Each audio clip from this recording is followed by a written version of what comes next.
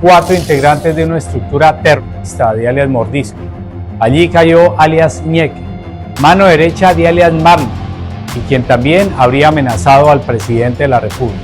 Cuando el gobierno celebraba uno de los golpes más importantes contra las disidencias de Iván Mordisco, Estado Mayor Central, Fuerzas Armadas Revolucionarias de Colombia, Ejército del Pueblo FAREP, todo cambió en cuestión de horas. Alias Ñeque cayó, el hombre que Estados Unidos buscaba con una recompensa de $5 millones y considerado la mano derecha de alias Marlon. Pero mientras el ejército reforzaba la ofensiva en el Cauca, apareció un video que nadie esperaba. Colombiano y a las fuerzas insurgentes y revolucionarias de nuestra América. 27 de junio del 2026. Alias Marlon, el mismo cabecilla que el gobierno había dado por muerto, reapareció hablando frente a una cámara. El escenario político en Colombia y en la región ha cambiado. El imperialismo norteamericano avanza en una ofensiva fascista y de dominación expresada en el retorno de gobiernos lacayos que ponen la soberanía nacional al servicio de multinacionales. El fortalecimiento de bases militares gringas en nuestra América y la militarización de la Amazonía.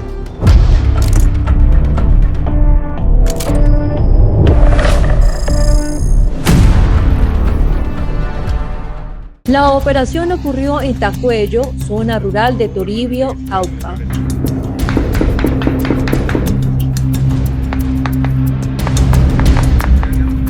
Allí tropas del ejército y la policía desplegaron una ofensiva terrestre y aérea después de ubicar el movimiento de una camioneta donde viajaban integrantes del bloque occidental Jacobo Arenas. Según las autoridades, las disidencias respondieron utilizando drones cargados con explosivos improvisados. Se levantó con la gran... Uy, una modalidad que cada vez se vuelve más frecuente en los grupos armados ilegales y que demuestra cómo el conflicto colombiano ha incorporado tecnologías que antes solo se observaban en guerras internacionales. Finalmente murieron 4 integrantes de la estructura. Entre ellos estaba Juan Diego Palta Montero, más conocido como alias Ñeque o alias Cuaco. Alias Ñeque era el encargado de las finanzas del bloque occidental Jacobo Arenas, considerado como la mano derecha de alias Marlon, que hasta la fecha no tenemos certeza de si fue neutralizado o no por la fuerza pública en el suroccidente colombiano. Tenemos aquí dos áreas de operación principales, constituyen la ofensiva del ejército y de toda la fuerza pública.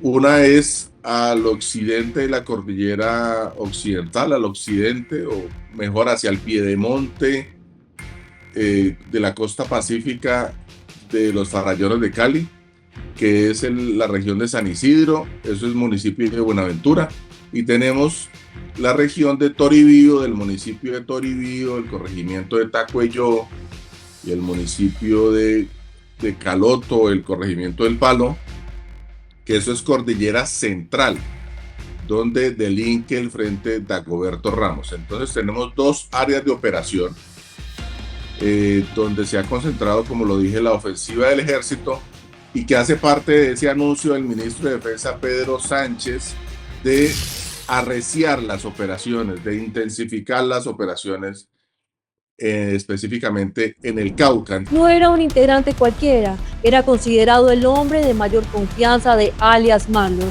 y uno de los principales coordinadores del control territorial, narcotráfico, extorsiones y seguridad de esa organización en el norte del Cauca. Alias Ñeque se movía específicamente en el macizo colombiano y en la cordillera central, donde el bloque occidental Jacobo Arenas tiene presencia con los frentes Carlos Patiño y Dagoberto Ramos.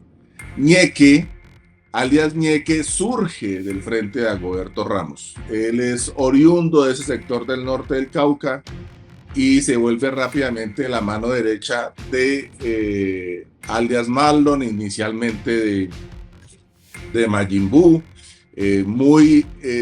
Trabajó muy de cerca con Mi Pez, que ya fue capturado, y esa persona se caracterizó por hacer los negocios fuertes, específicamente en narcotráfico, con sus clientes y de traer insumos a cambio de ese producto. Entonces, Marlon tenía una conectividad muy específica con los carteles mexicanos. Pinche 20, a ver si es muy verga. ¡Pura gente, señor Mencho! Con los carteles ecuatorianos, con los Lobos y los Choneros de Ecuador, con el cartel Jalisco Nueva Generación, con los Zetas. Oportunidad, que no se olvide que la letra se llama tatuada. Comitiva Alfa, a la orden del comandante Plan del 8.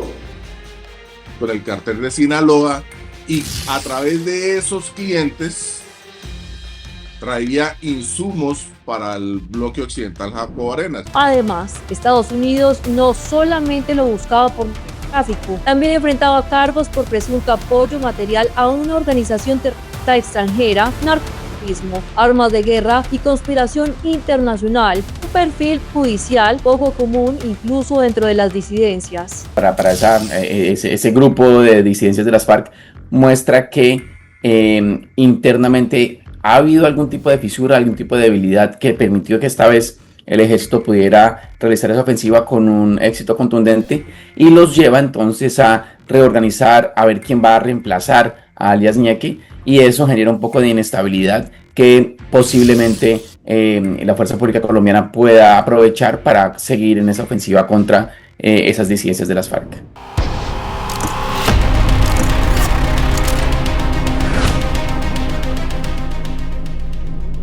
Pero cuando parecía tratarse de una victoria contundente, apareció el mayor interrogante. Hace apenas unos días, el gobierno aseguró que alias Marlon había sido abatido durante una operación en límites entre Valle y Cauca. Nuestras unidades lo ubican, ejecutan la acción, criminales de ese mismo grupo intentan ayudarlo. Finalmente, por las condiciones de la misma operación, que muchas de ellas gozan de la reserva respectiva, es transportado en un vehículo y finalmente pues se conoce dicha información. Incluso circularon videos donde supuestos integrantes de las disidencias le rendían homenajes militares, disparaban al aire y realizaban una calle de honor durante su funeral.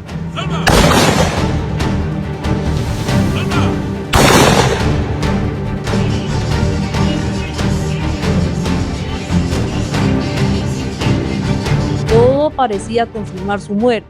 Desde el conocimiento de su neutralización teníamos ya dudas, porque la fotografía que se muestra es una fotografía que no representa un cuerpo que haya perdido signos vitales. Se ve un cuerpo pues normal, como si estuviera dormida una persona, y tiene sangre en un costado, no hay deformidades en su estructura física. Además, esa fotografía es obtenida por la inteligencia militar a través de fuentes abiertas, porque es un colega de Marlon quien postea la foto en una historia de una red social, y la inteligencia militar, a través de ese monitoreo de redes sociales y de fuentes abiertas, pues recupera esa información y asume que es cierta y dice que fue dado de baja.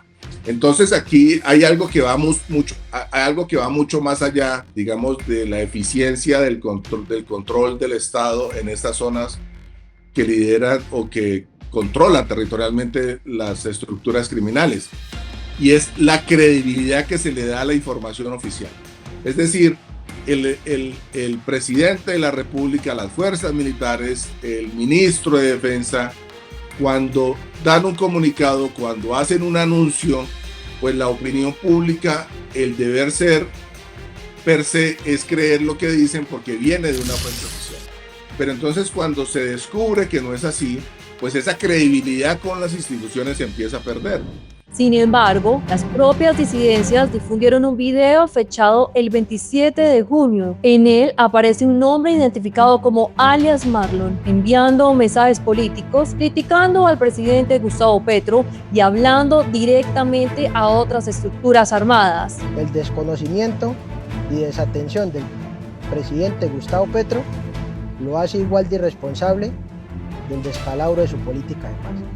De esta manera aumentó la desconfianza de las FARC hacia el gobierno nacional, se consolida el plan de rotura orquestado por el agente de la CIA, Álvaro Jiménez, no quedándonos más que asumir la guerra que nos declararon.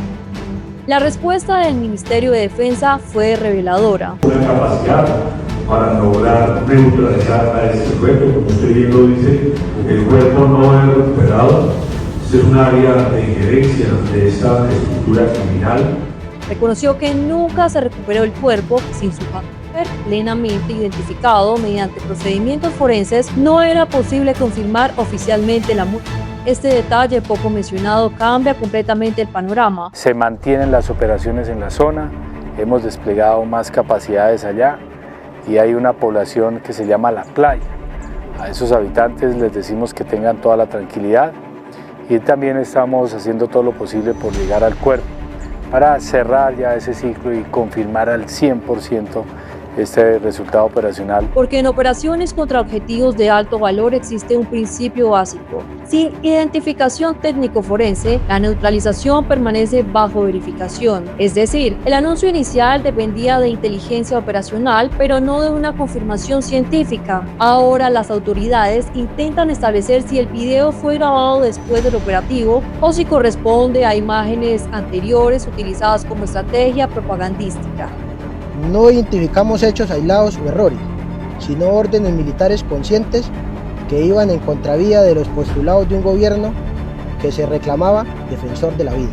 Es una estrategia interesante que los grupos se han dado cuenta que les sirve porque genera dudas al interior de la fuerza pública y sobre todo dudas en la ciudadanía, porque ya sale el ministro de Defensa o salen las autoridades correspondientes a decir que dimos de baja a un cabecilla, a un nombre reconocido, no le dieron una imagen muy clara a quien está en Bogotá, pero sí a las personas que están siendo afectadas por ese cabecilla o por ese grupo en poblaciones o en territorios más alejados.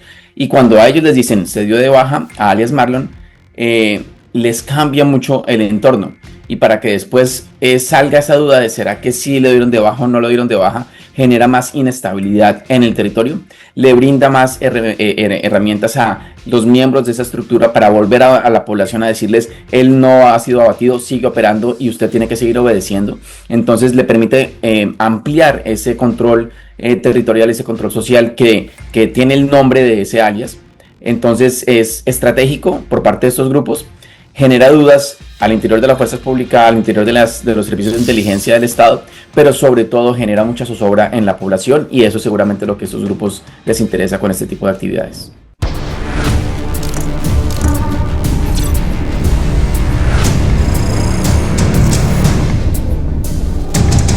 Más allá de si Marlon está vivo o no, la verdadera pregunta es otra. ¿Qué está pasando dentro del Estado Mayor Central? Durante los últimos 2 años, la organización de Iván Mordisco ha sufrido capturas, divisiones internas y la ruptura con el bloque liderado por Calacá. Iván Mordisco tiene la ruptura y la separación de 2 estructuras fundamentales en su organización criminal, que era Calarcá y Arbey. Arbey se va para Arbey, que es el líder del Frente 33, que delinque en el Catatumbo, se separa definitivamente de Mordisco. La información que hay, dicho por el propio Arbey, es que él se separa por un negocio de oro y acepta que se quedó con un oro de Mordisco y Mordisco lo declara también enemigo y él se separa de la estructura disidente. También se separa Calarcá, que se va para o que sigue fortalecido su presencia criminal en Guaviare y Caquetá. Después de eso, Mordisco exige que su organización sea estrictamente piramidal. Aún así, continúa siendo la estructura disidente con mayor presencia territorial del país. Controla corredores estratégicos para el narcotráfico Cauca, Nariño, Putumayo, Guaviare, Meta, Caquetá y zonas fronterizas con Ecuador, Perú, Brasil y Venezuela, pero enfrenta varios enemigos al mismo tiempo: el ELN, la Segunda Marquetalia, los comandos de frontera, el Clan del Golfo y una presión permanente de las fuerzas militares. Las organizaciones criminales modernas ya no dependen exclusivamente de eliminar comandantes. Su verdadera fortaleza está en conservar las rutas, las finanzas y las redes de reemplazo. Tenemos garantizado el relevo y ya no estamos hablando de una segunda, sino ya de una tercera generación de líderes que están dispuestos incluso a causa que es la defensa de una renta criminal. Por eso, aunque caigan líderes importantes, la estructura puede seguir funcionando mientras mantengan el control económico del territorio. Y justamente, alias Ñeque era uno de esos administradores del poder criminal. Una estructura híbrida que le interesa, que tal vez tiene una narrativa muy asociada a su pasado como miembro de un grupo insurgente, pero es incierto porque sus principales objetivos están encerrados sobre todo en tráfico, rentas criminales, economías criminales, control territorial para tener control de esos territorios, de esos corredores estratégicos. Con todas estas bajas, lo que se muestra sí es un cambio muy seguramente en la operación de la fuerza pública frente a estos grupos, y se están dando de baja a varios de sus miembros. Pero es una estructura nuevamente relativamente híbrida, donde la estructura piramidal no es tan clara. Entonces es posible que siga siendo el objetivo más buscado. Va a seguir sufriendo golpes fuertes a su círculo más cercano, posiblemente a sus territorios del Cauca y el sur del país. Entonces la presión va a ser muy fuerte, va a seguir siendo muy fuerte, por lo menos en estas semanas que quedan del actual gobierno, y muy seguramente va a ser más duro por la narrativa que tiene el actual presidente electo frente a esos grupos de aquí en adelante. Claramente en ese empalme puede haber algún tipo de pausa mientras se reorganiza la estrategia, pero muy seguramente esa presión va a seguir siendo fuerte, lo que lleva a que Iván Mordisco tenga que también empezar a replegarse o a ver cómo mantiene esa estrategia que también le ha permitido seguir allí de supervivencia y resistencia, porque ha sido reconocido por lograr evadir operaciones de la fuerza pública en muchas ocasiones y sigue logrando resistir.